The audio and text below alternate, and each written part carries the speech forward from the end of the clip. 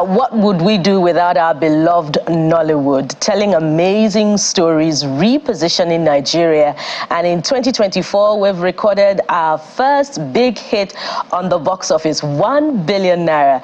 And we have one of the icons of the industry joining us on the program today. Someone that reminds me of the big bosses of those days, talking about Alex Osifo-Omeagbo, who's still doing us proud, by the way, and, you know, some of the big villains of those days. But let's not go down memory lane. Let's stay in the present as we welcome Olarotimi Fakunle. Welcome to the program. Thank you so much for having me. We're so honored to have you on the program. Thank you. First of all, before we go into the villain part, you know, which is what we're looking forward to talking about, you have an interesting story. We've read it, but I'd like you to share it with us, your journey to becoming what you are now, the godfather of the big boss in the films. Share it with us. So that's a big call, calling him the godfather. I don't know, but let's leave that. So, I mean, I started off my career in the theater, and I started quite early. I started as far back 1996. So my first professional performance was 1997. And then when Olarotimi came to Nigeria in 1999, we were the set of people that performed for him at National Stadium. I mean, God rest his soul, he's late now. Yeah. So it's a journey of dance, music, and the total theater for some of us who started at the time. We went through some very tough, rigorous times.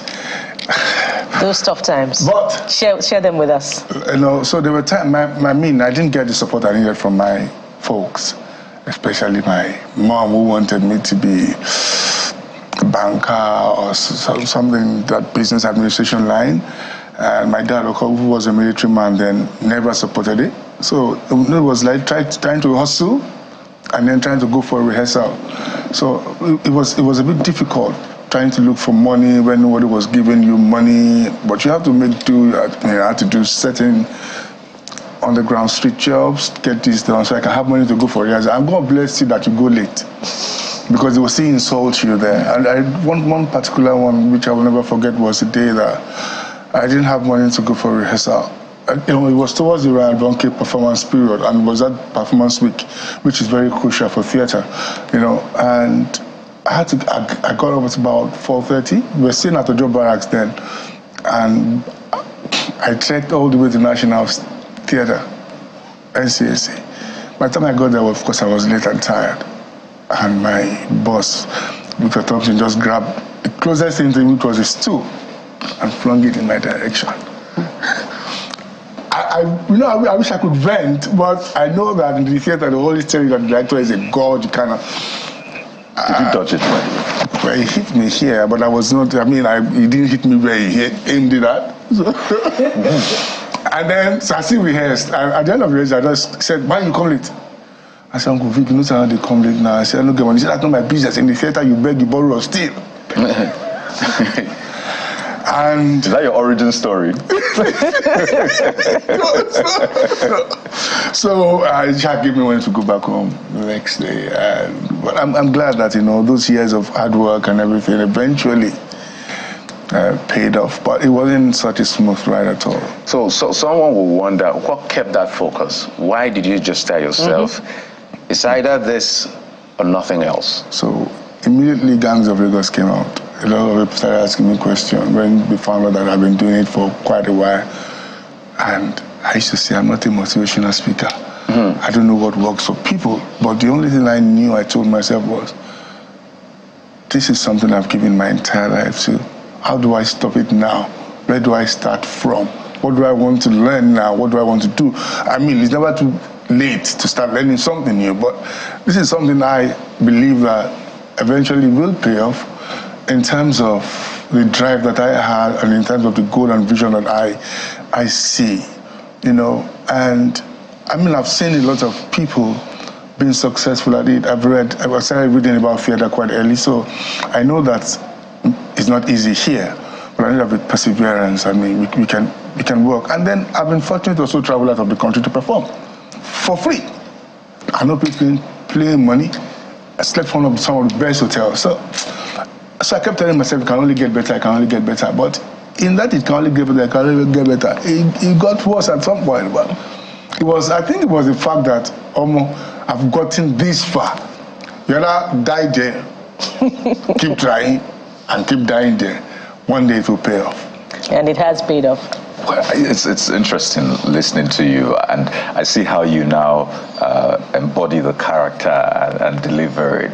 But it's also good to see that some of your influences in life, some part of your backstory, they'll naturally help you, enact those characters or really interpret them. So your father in the military? Yeah. So I mean, it's not really hard for you to be that military person. You also said that you had to go through some very tough things. But speak to us about, I wouldn't say your big break, really, because you've been doing theater, and I know I don't want to say there's this battle between theater and film. Like, we do the hard work on theater. Yeah, it is live. We have to really, we sometimes they say we overact, but you have to be larger than life because it's on stage and you need to have that presence. No second takes. It's no second takes, no editing, and the rest. So I don't want to say big break because I know theater might come for me. Like, we're also big as well. But when you look at both, mediums or media in this case, how would you describe doing movies now and all of the attention that has come with it? So for me, the truth is you can't compare both mediums, because I've had big breaks in the theater as well. Probably, because of the way theater is in Nigeria, nobody actually talks about it the way it is.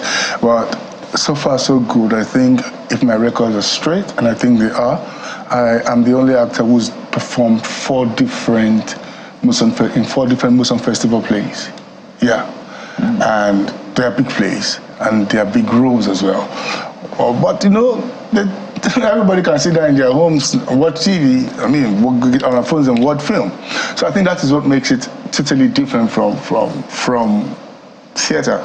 But for me, the big break in film was, I would say, Gang of Lagos, any day, any time. Even though, yes, I've been involved in certain productions before then. I was on Teen Cell, I was in a couple of television productions. I was in Riona, Ajoche, Blood of Enoge, quite a number of them. But it was Gang of Lagos. And how did that come to be? I was in the hospital then. My wife was pregnant, and it was post-COVID. No work. In fact, our theater suffered and passed because freaking hell. True. All the shows that you have been billed to perform got cancelled. So the savings you think you want to save money to buy something, to do something, you have to put your hands in there, and before you know, the money don't reduce. So I just got a call because my wife was on bed rest from my friend then, who was not my manager, Demi. Says, Olarotimi, can you come and meet Jade? I said, who is that? He says, she's a director. I said, where? Island. Me, I'm a mainland boy. I'm still thinking, on this morning that is left now, she do some 1 or 2 things. But something just said go. So I told my wife, I'm going to the place. She said, why? Go. I said, I now got to CMS, there was traffic. Oh dear. They now called me. That the director will leave. I said, tell your director she cannot go anywhere. Do you know where I'm coming from? Well, the good thing is this one didn't throw a stool at you. No. Go. So she waited, and I got there. I said, do you need some time? I said, no. So she gave me the script. And then I looked at it. She said, do you want to go to a room? I said, no.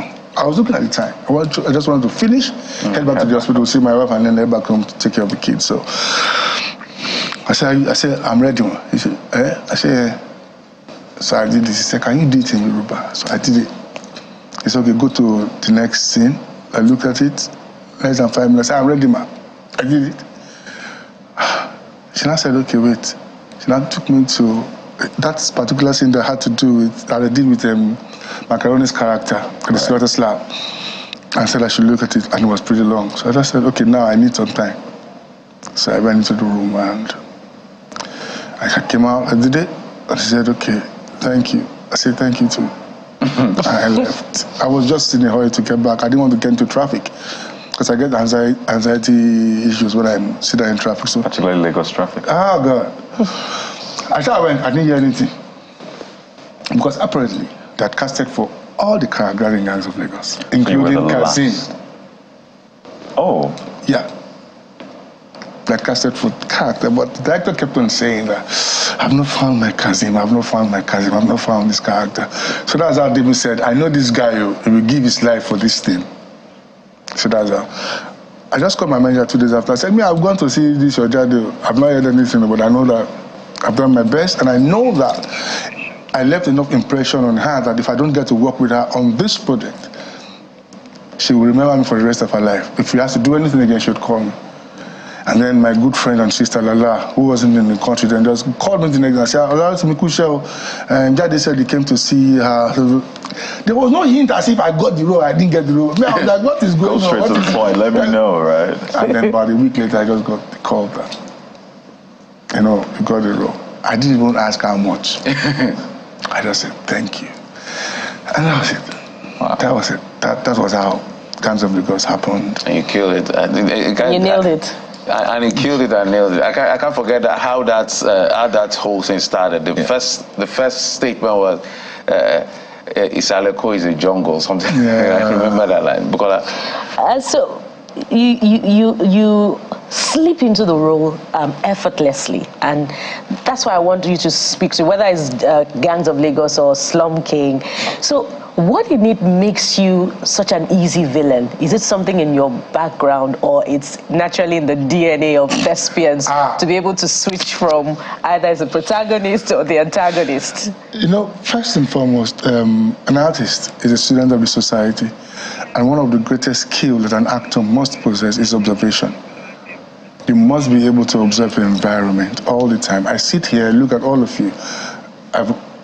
If you give me like 5 minutes, I probably will be able to mimic how he speaks, how you speak, and how you speak.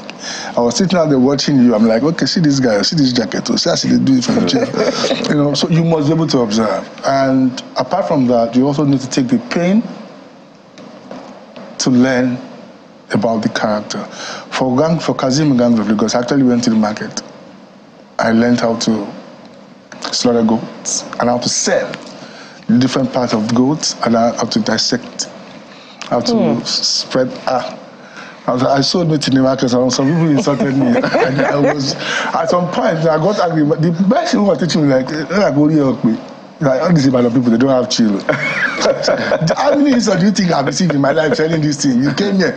I didn't tell them what I was coming to do. I didn't tell them why I was doing it. Right. Right. I didn't say anything. They thought you were an apprentice? Yeah. Beautiful. For real. And then people will come to the market and say, this guy, I don't want to see on TV. I say, man, no go chop.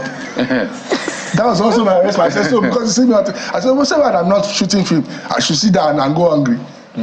Nobody knew until Gang of Lagos came out. So I went through that process I'll go to the market in the morning. When I'm done, I'll rush to stunt training for Gang of Lagos. I must report back to the market because I have to give account of what I saw before I left. So it was all of that for me. So it wasn't as if it was an easy sleeping. No, I put in the work. Wow, and you paid off.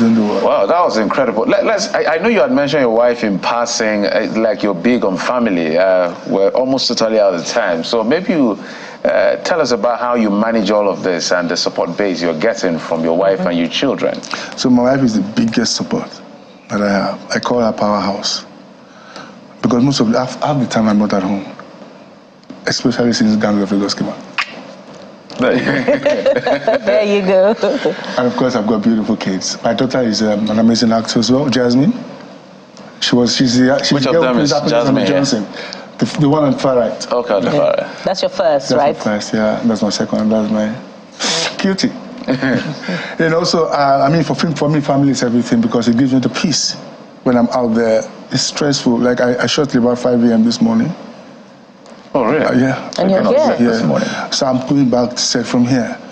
But when you have a family that you can think of when things are going wrong, so you can just say, Baby, for more, this she just said, just calm down. That is not your house. Eat whatever food you can find, or go and buy food. Don't complain about anything, you know. So for me, family is everything. I just want to. It's beautiful to hear you talk about family. I want to ask you first if your children they've seen you play the villain. Did you get to and did he come to hug you like, no, I'm not going to hug daddy. Daddy did that in the movies, on the one hand, and on the other, speak to us about, you know, the roles you play, villain. I don't know if you played lover boy as well. Okay, you know the question. For me, I think an actor has to be multifaceted to be able to deliver. Of course, the kids, they have their resentment against certain roles that I've played, particularly the scene, the slaughter slap scene in Gangs of Lagos, especially this, my daughter, first one. Was she scared? Like she wasn't, because she acts as well. Right. No, but she just like, I didn't like that thing. People will see you outside now and they think that is how you are. And the truth is, the amount of insult I got when Gangs of Lagos came out, but it's a part of the workshop. You know, people can't separate the real person from the character. You're a wicked man, you this man. Oh, God. And then as regards Loverboy, acting now, nothing transcends beyond the scene, yeah, not even the screen, beyond how the does scene. Madame handle it? She knows. She knows that nothing doesn't cross that line. And yes, I've done other things. I mean, I've got a couple of great jobs coming out. You guys should just chill. I'm not a killer. Just give us an insight. Villain, lover boy. Father, very good. But a father that wanted to take revenge. It sounds like that.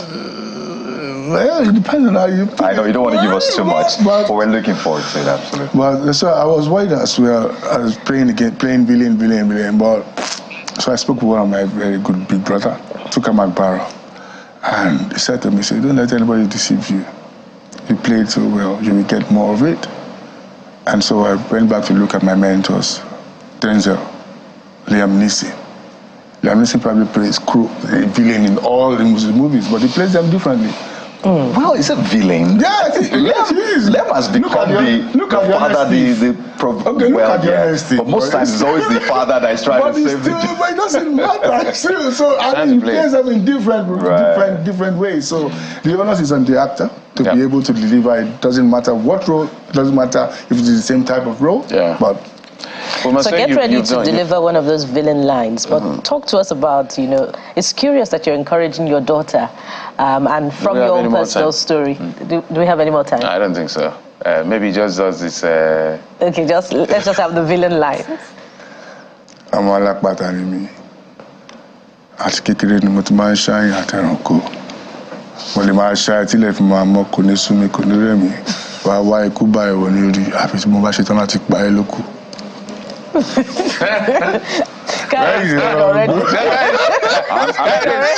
good here. I'm okay here. What? Whoa. That switch was dangerous. It was dangerous. Quick. Okay. From 0 to 1,000. We have to close this show now. Let's go. We have to go, Bukola. All right. It's been an amazing 2-hour journey, and we urge you to join us again. Let's do this together again, same time tomorrow, when we'll bring you another surprise on our moving theme show, The Morning Brief on Channels Television. I'm Bukola Koka. I must thank, of course, Olarotimi Fakunle for coming on the program. Thank you so much for your time and, of course, your company. We look forward to seeing you more of those roles, by the way. I'm Jeffrey Ozama. And I'm Kayode Kikulu. Yeah, there are villains in life, but hey, let's be superheroes too. Have a great day. Goodbye.